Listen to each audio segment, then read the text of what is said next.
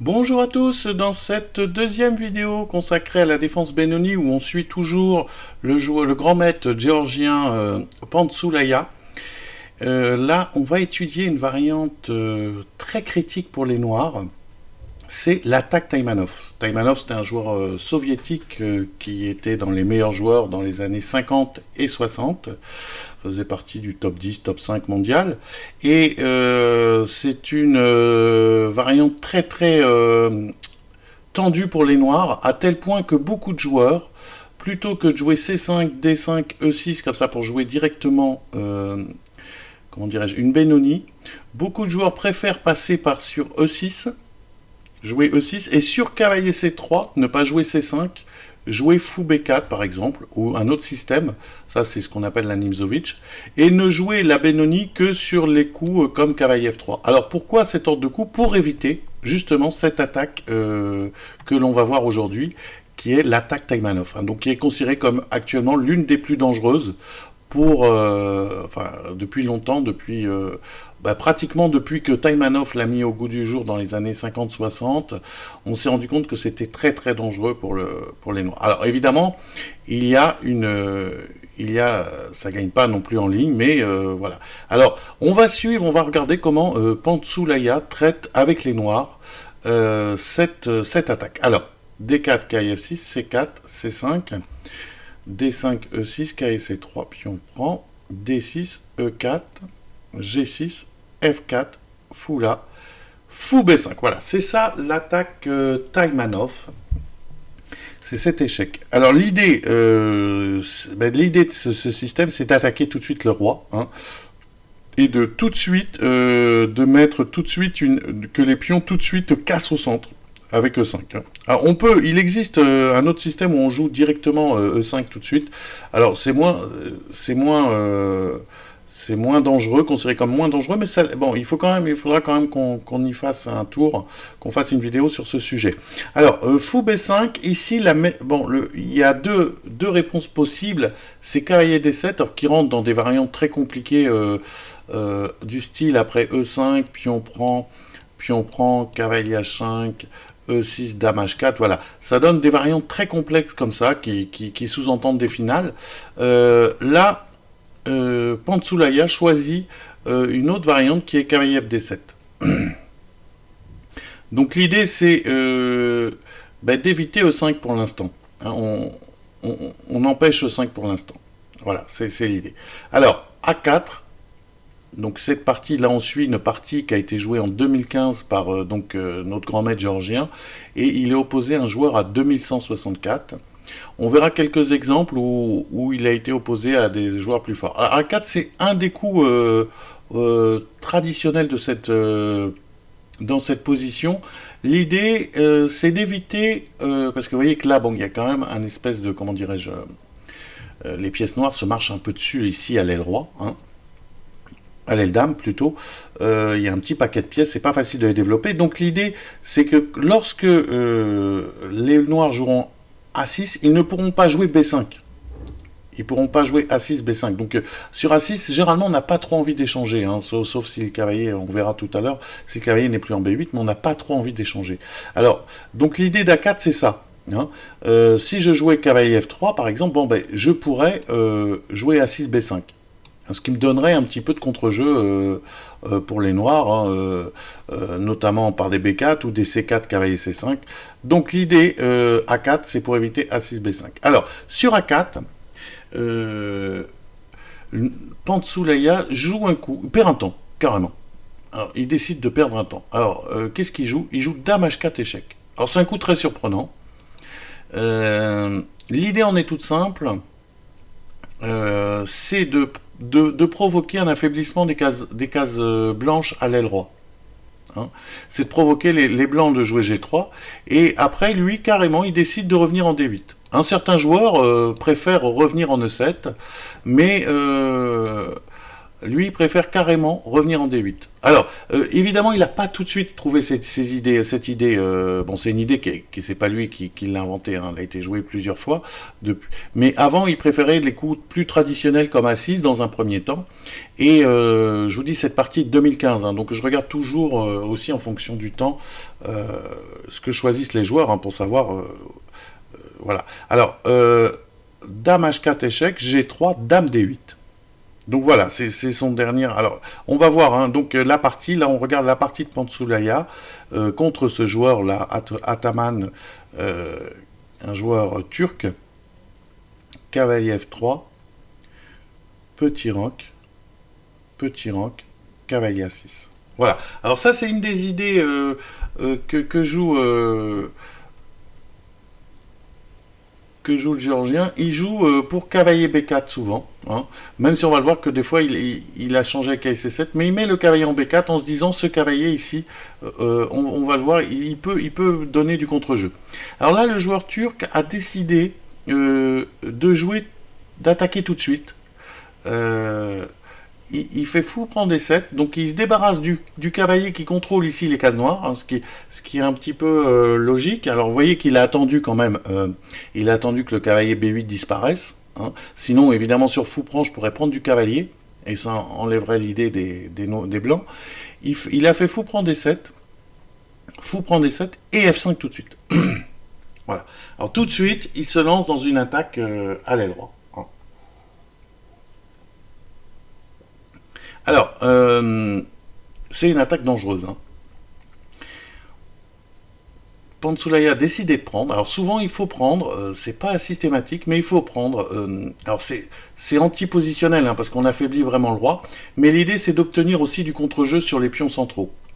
Il faut à tout prix trouver du contre-jeu. Et là on voit que bon les blancs, les noirs pardon, manquent de contre-jeu. Hein. Ils ont du mal à jouer B5. Bon, même le cavalier B4 pour l'instant ne joue pas encore trop.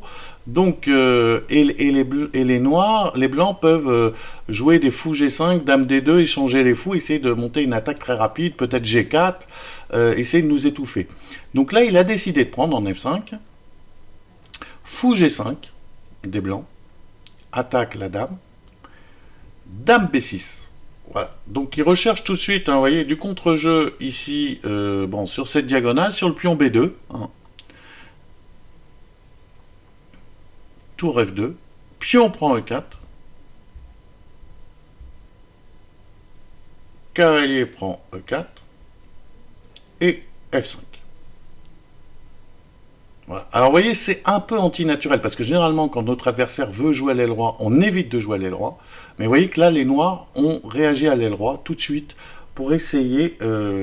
Alors on voit hein, que là, le roi blanc, hein, à cause de ce Dame H4, Dame D8 dans l'ouverture, eh ben, le roi blanc ici va avoir... Il est jamais très très sécure. Hein. Il y a la diagonale ouverte. Alors si jamais le pion D5 était attaqué, et disparaissait, et on a perdu le fou de case blanche, et disparaissait, et ben, il pourrait y avoir du contre-jeu sur le roi blanc. Cavalier C3, cavalier B4. Voilà. Et là, bah, l'attaque des blancs n'a pas marché, hein, pour l'instant, on dirait que non. Alors, ils ont joué à 5, et Dame à 6. Et voilà, là, il a du contre-jeu sur les cases blanches, hein. La dame est très bien placée ici pour contrôler, pour éventuellement infiltrer la case D3. On va voir hein, ce cavalier D3. Alors tour D2 pour éviter que la case D3 ne soit prise. Tour 8. Et voilà. Là, voilà, la colonne ouverte et tout. Les noirs n'ont déjà plus de problème. Hein. Alors, cavalier E2, H6, cavalier F4. Dame C4, alors il prend pas le fou, hein. C'est un petit peu dangereux parce que quand il prend G5 et après il y aurait des dames H5 qui pourraient arriver. Alors, mais la machine dit qu'on pouvait prendre. Hein. Bon après, voilà, lui il cherche vraiment du contre-jeu et notamment, bon, vous voyez ici les cases blanches, éventuellement un petit peu. Comment dirais-je, la case D5, hein, parce que sur des fous D4, pion prend, ou des choses comme ça, il y a la case E4 aussi, il vise la case E4, donc là il y a la colonne E, le contre-jeu est assuré, voilà, C'est là c'est bon. Voilà. Bon. Voilà. Donc ça, c'est la partie. Il a fini par gagner cette partie avec les noirs. Je vais pas...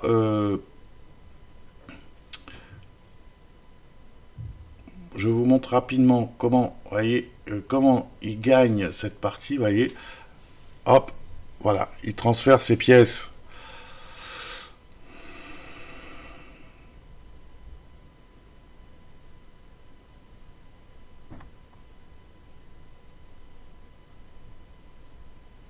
Voilà. Et voilà.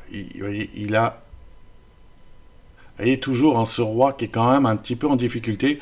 Voilà, ça illustre une des idées de Dame H4, euh, de la perte de temps, hein, ce fameux Dame H4 ici dans cette position. Euh, dans l'ouverture, ce fameux ici quand il joue A4, hein, ce fameux Dame H4 échec, qui est une pure perte de temps puisqu'on revient après G3 en D8, c'est juste pour avoir un petit peu de... Vous voyez qu'à long terme, on est du contre-jeu sur le roi blanc. Alors, on va voir un autre exemple de partie. On va revenir je vous remonte rapidement les premiers coups de cette attaque Taimanov. Donc, c'est ce fou B5 échec. Là, on joue cavalier FD7 pour éviter E5. A4, donc pour éviter A6 B5. On verra tout à l'heure un autre exemple.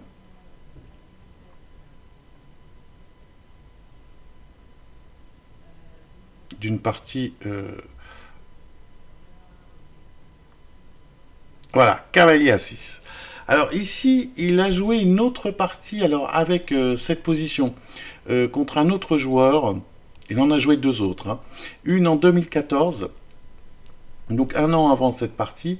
Et le joueur, plutôt que de faire fou prend D7, hein, comme a fait le joueur turc dans la partie qu'on vient de voir, fou prend D7 et F5, le joueur a joué plutôt tour E1. Toujours avec des idées pour jouer E5. Hein. Cavalier B4. E5. Voilà, carrément. Il joue E5 tout de suite. Alors, A6. Alors là, ça rentre dans de grandes complications. C'est intéressant.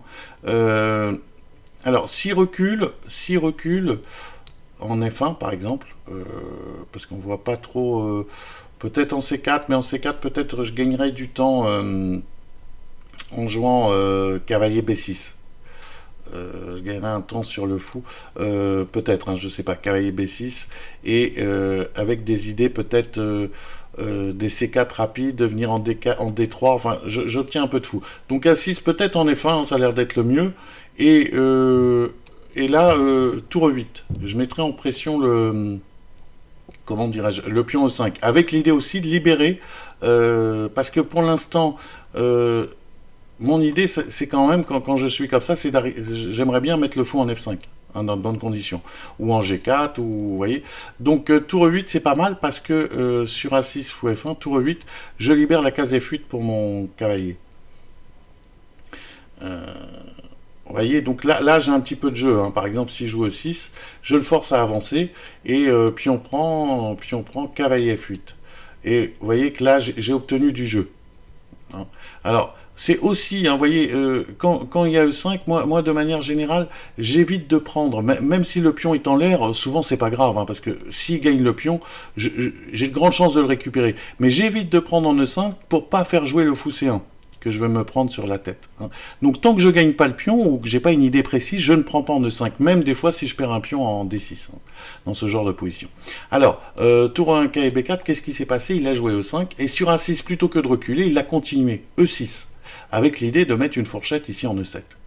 Alors, il a laissé la fourchette, il a pris en B5, E7. Donc c'est toujours une partie, hein, de notre grand maître géorgien.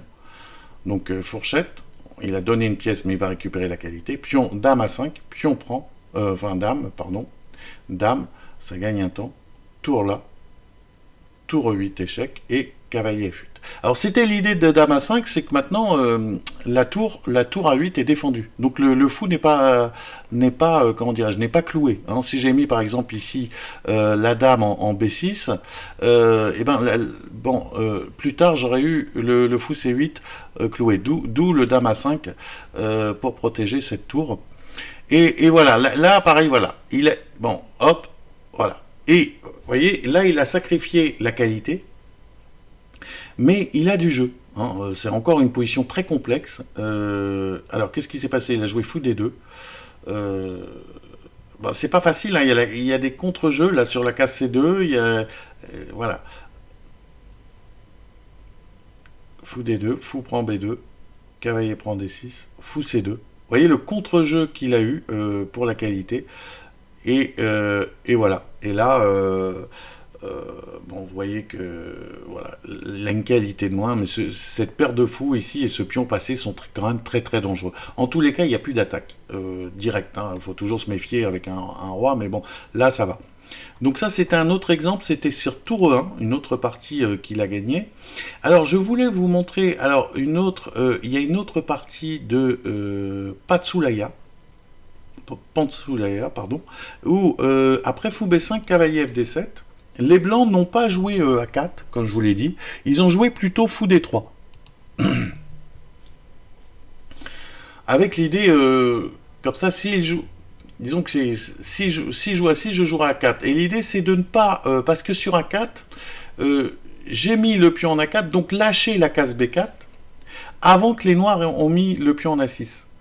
Et donc, c'est pour ça qu'il y a des joueurs qui préfèrent aller en D3 d'abord, en se disant comme ça, s'il joue cavalier A6, eh ben, il n'aura pas la case B4 forcément. Donc c'est pour enlever la variante avec cavalier A6.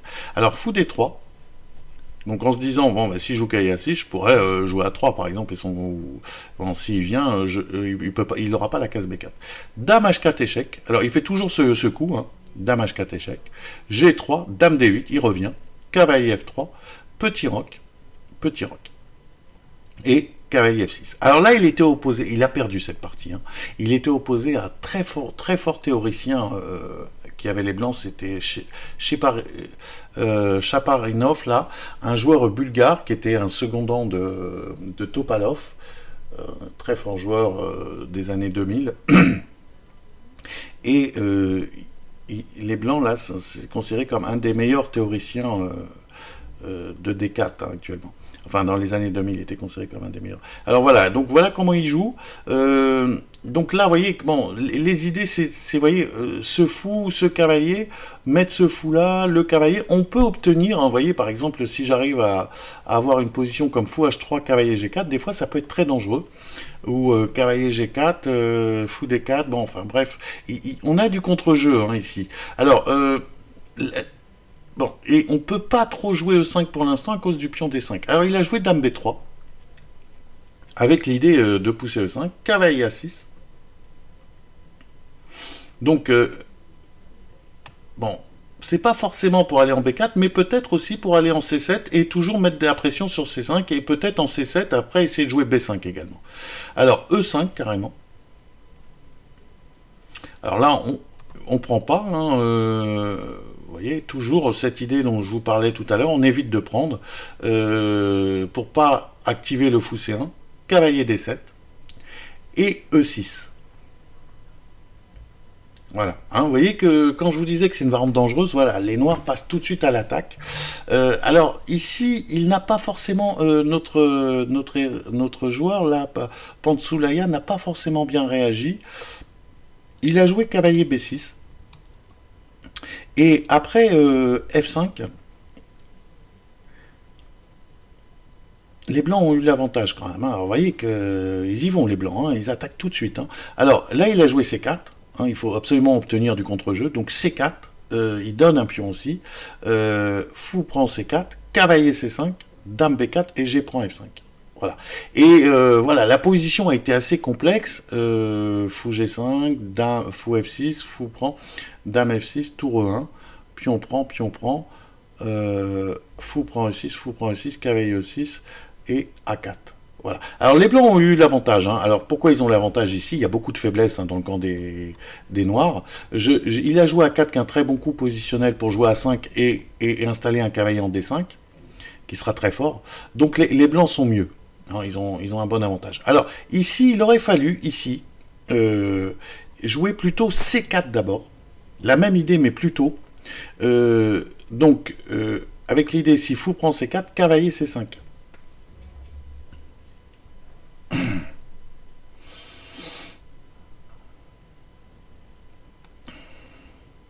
Et vous voyez, là, ça change un petit peu. Donc, il vaut mieux qu'il aille en D1 et cavalier B6. Et là, je gagne un petit peu de temps par rapport à tout à l'heure. Je l'ai fait un peu plus. Et pion prend, fou prend. Voilà, c'est une position plus favorable hein, pour les blancs, pour les noirs, pardon, plus favorable que celle qu'il a eu dans la partie.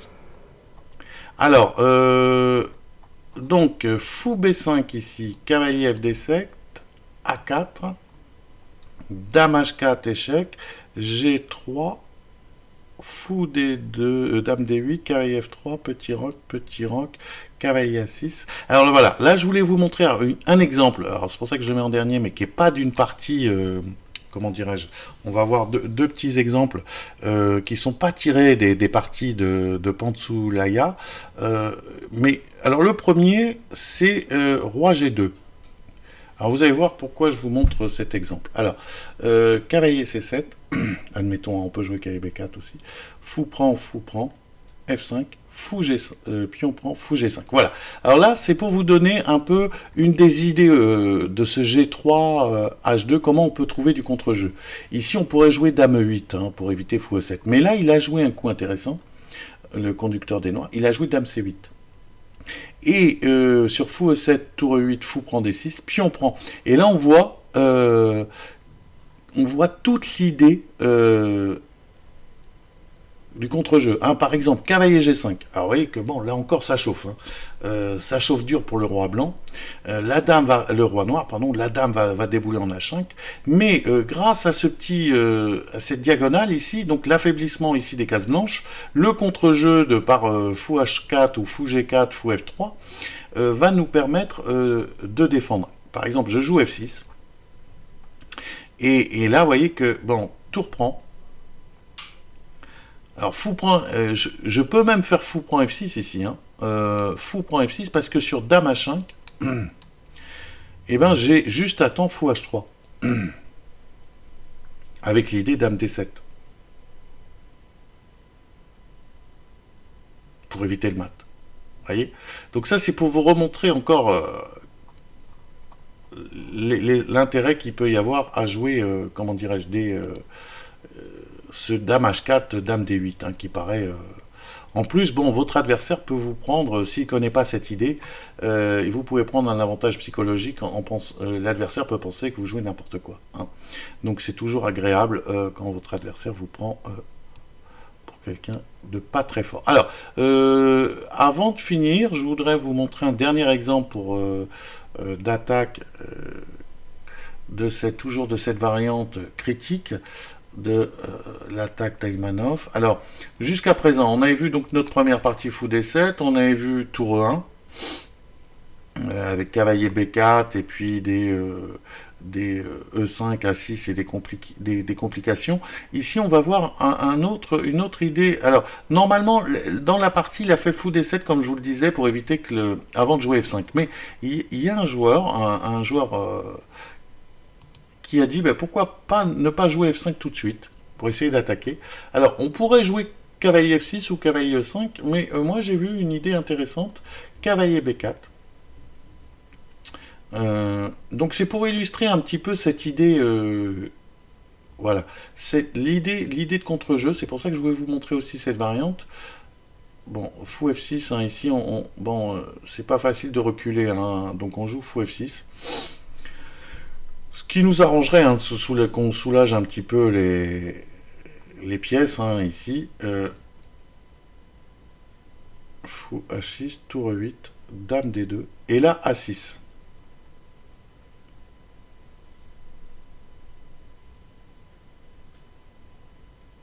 Alors, quelle est l'idée de la 6, hein? C'est parce que là, on peut pas, on est un peu suffoqué ici, hein, pour l'instant, hein. On peut pas trop bouger, le cavalier est cloué. Donc, on joue à 6 avec l'idée de sortir le cavalier en E5, essayer de faire jouer un peu le fou. Alors, il prend, fou prend, et là, par exemple, fou G5, si G4, admettons, hein, admettons G4, et ben là, je joue C4. Voilà, c'était pour vous montrer un petit peu l'idée. Ici, c'est mon contre-jeu. Il faut que j'arrive à installer un cavalier en D3. Et c'est pour ça que là, du coup, les noirs vont être, les blancs vont être un peu plus pressés. Ils ne peuvent pas jouer tout ce qu'ils veulent, hein. Et même, alors, par contre, il faut faire attention parce que sur un coup comme fou G5, l'attaque sur la colonne F, si par exemple là vous jouez C5, C4 avec toujours, bon, en se disant je vais rentrer en D3. Ici, vous avez un petit problème, c'est qu'il fait, non, il prend, par exemple, bon, si vous jouez C4, d'abord il prend G6. Bon, admettons que vous fassiez H prend G6, et maintenant fou prend F6, dame prend F6. Et voyez que là, vous allez avoir un problème sur la colonne F. Ça, c'est une ruse. Donc, ce qu'il faut, quand vous avez des petits problèmes comme ça, sur fou G5, eh ben, vous prenez en F5 toujours. Même si ce coup est pas beau, il faut le faire à un moment ou un autre, et pour essayer d'obtenir toujours du contre-jeu. Ça fait peur, mais de toute façon, voilà, c'est une variante très dangereuse, il faut jouer très très tendu. Voilà, comme ça, il n'y a plus ce problème, la position est complexe ici. Voilà. Donc voilà, on a fait un petit tour sur cette variante très très dangereuse de l'attaque Taïmanov. Vous pouvez donc garder cette idée avec ce dame H4 échec et cavalier A6, cavalier B4 et essayer, voyez, bon, c'est G prend F5 qui traîne, et essayer de trouver absolument du contre-jeu, notamment par cavalier B4, C4, cavalier D3. Voilà, bon, c'est des positions très complexes où il faut bien calculer pour essayer de trouver du contre-jeu. Voilà, à bientôt dans une prochaine vidéo.